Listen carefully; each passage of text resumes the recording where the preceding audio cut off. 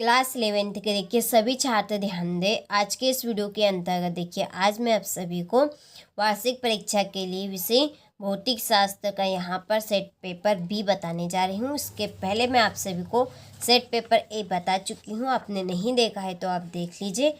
वार्षिक परीक्षा की तैयारी के लिए आप सभी को इस तरह के देखिए 4 सेट पेपर दिए जाएंगे ताकि आप सभी इस बार 90 पार कर सके।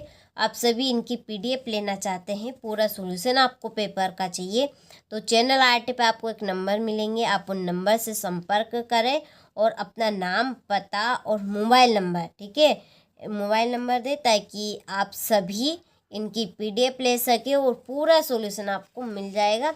तो जितनी जल्दी हो सके उतनी जल्दी आप कांटेक्ट कर लीजिएगा। चलिए तो वीडियो को हम स्टार्ट करते हैं। तो देखिए पहला प्रश्न है कि प्रकाश वर्ष मात्रक है, किसका मात्रक है? तो इसका आंसर है आपका दूरी का। दूसरा है कौन सा पदार्थ अधिक प्रत्यास्थ है? तो इसका आंसर रहेगा आपका इस्पात। तीसरा है सांतक निम्न में से किससे संबंधित है? तो इसका आंसर रहेगा आपका घर्षण से। चौथा है वायुमंडलीय दाब का मान होता है कौन सा? 10⁻⁵ पास्कल। और पांचवा है रेखीय संवेग के आघूर्णक को कहते हैं, क्या कहते हैं? कोणीय संवेग। इसके बाद में छठा कि प्रकाश वर्ष मात्रक है, तो इसका आंसर है आपका, ठीक है, ये रिपीट हो गया यहाँ पर, प्रकाश वर्ष मात्रक है, किसका मात्रक है? तो इसका आंसर आएगा आपका दूरी का, ठीक है। चलिए तो यहाँ से आप सही विकल्प का स्क्रीनशॉट अच्छे से ले और अच्छे से कंप्लीट करें। अब बढ़ते हैं दूसरे प्रश्न की ओर। तो देखिए दूसरा प्रश्न है कि सेकेंडी लोलक का आवर्तकाल डेडेस होता है, कैसा होता है? सेकेंड, इसमें आएगा आपका सेकेंड। दूसरा है शक्ति एक डेडेस राशि है, कैसी राशि है? अदिश राशि। तीसरा है एसआई पद्धति में कार्य का निरपेक्ष मात्रक डेडेस है, तो इसका आंसर रहेगा आपका जूल। चौथा है कोणीय वेग का सूत्र डेडेस है, तो कोणीय वेग का सूत्र है आपका W बराबर d∅, ठीक है, ये आपका d∅ बटे, यहाँ पाएगा बटे में dt, ठीक है।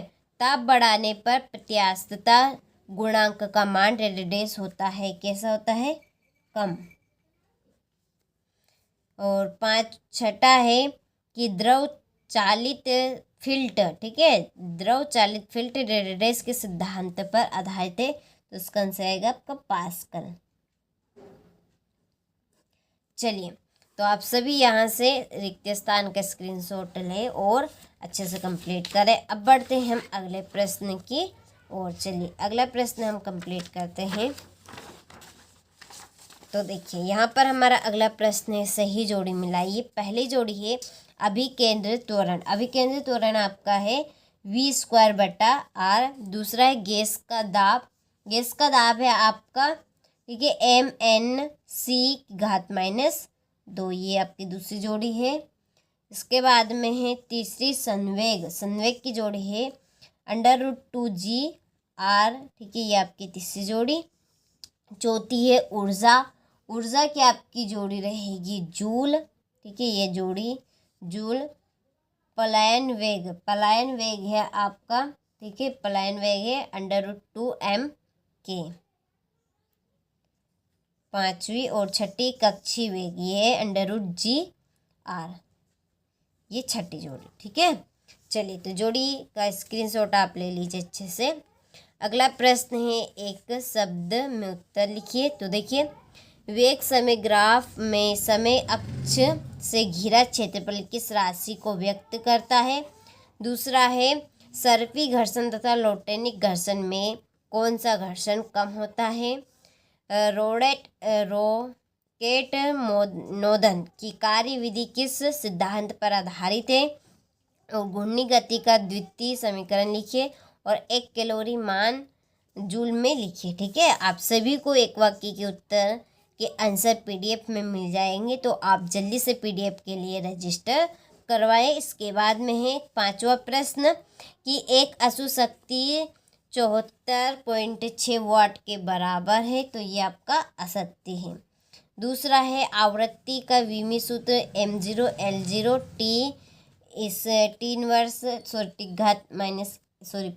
है, तो ये बिल्कुल राइट है। तीसरा है सरल आवर्त गति में त्वरण जी अल्फा का सूत्र -ω² होता है, तो ये आपका सत्य है। इसके बाद में है चौथा कि किसी गैस की माध्य गतिज ऊर्जा उसके परम ताप के व्युत्क्रमानुपाती होती है, तो ये आपका सत्य रहेगा।